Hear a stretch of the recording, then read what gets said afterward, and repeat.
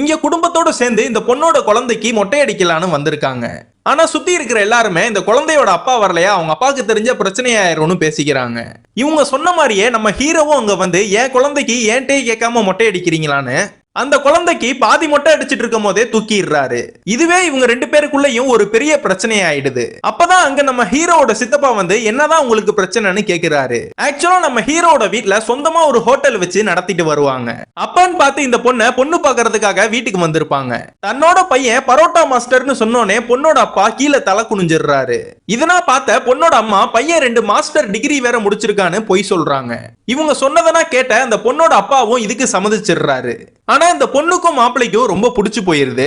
ஆனா பொண்ணோட அண்ணன் மாப்பிளைய விசாரிக்கணும்னு வீட்டுல கலந்து பேசிட்டு சொல்றோம்னு சொல்லிடுறான். ஆக்சுவலா நம்ம ஹீரோக்கும் இந்த பொண்ணோட அண்ணனுக்கும் ஏற்கனவே ஒரு ப்ராப்ளம் இருக்கும். இப்படின்னா இருந்தாலுமே நம்ம ஹீரோக்கும் இந்த பொண்ணுக்கும் ரொம்ப பிடிச்சு போய் நம்ம ஹீரோ புரோட்டா கொடுக்குற மாதிரி கொடுத்து அந்த இலையிலேயே இவனோட பேரையும் நம்பரையும் எழுதி கொடுத்துறான். இந்த பொண்ணுமே அந்த நம்பருக்கு கால் பண்ணி இவங்க 2 பேருமே நல்லா லவ் பண்ண ஆரம்பிக்கிறாங்க. இவங்க 2 பேரு வீட்டுக்கும் தெரியாம இவங்க 2 பேருமே வெளியிலனா சுத்த ஆரம்பிக்கிறாங்க.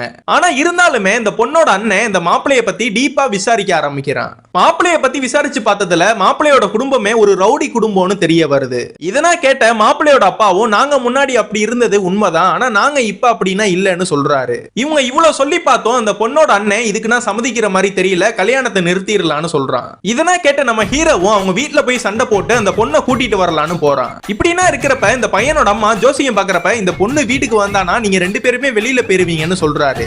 இந்த அம்மாவும் நம்ம ஹீரோக்கு கால் பண்ணி அந்த பொண்ணு வேணான்னு சொல்றப்ப அதுக்குள்ள நம்ம ஹீரோ பொண்ணை தூக்கிட்டு வந்து இவங்க 2 பேருக்கும் நல்லபடியா கல்யாணமும் ஆயிருது.